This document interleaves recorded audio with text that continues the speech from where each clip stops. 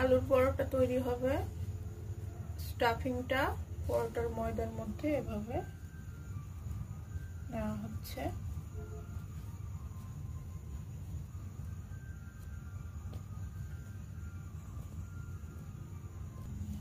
এখন এই ডোটা বেলে নেওয়া হচ্ছে।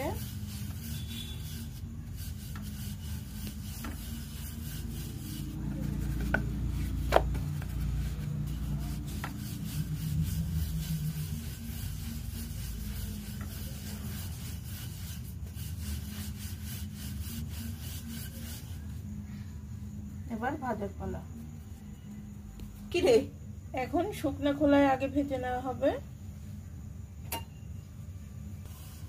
শুকনো খোলায় এই যে এক পিঠ ভাজা হয়ে গেল।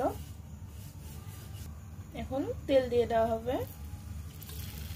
সরষের তেলেই করে যাব আমরা।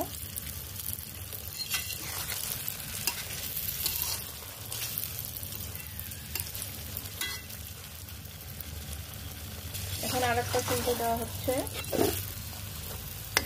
দেখুন সুন্দর ভাজা ভাজা হয়ে যাচ্ছে। এই যে এপাট ওপাট সুন্দর করে লাল করে ভেজে নেওয়া হয়ে গেছে। এখন এটা তুলে নেব।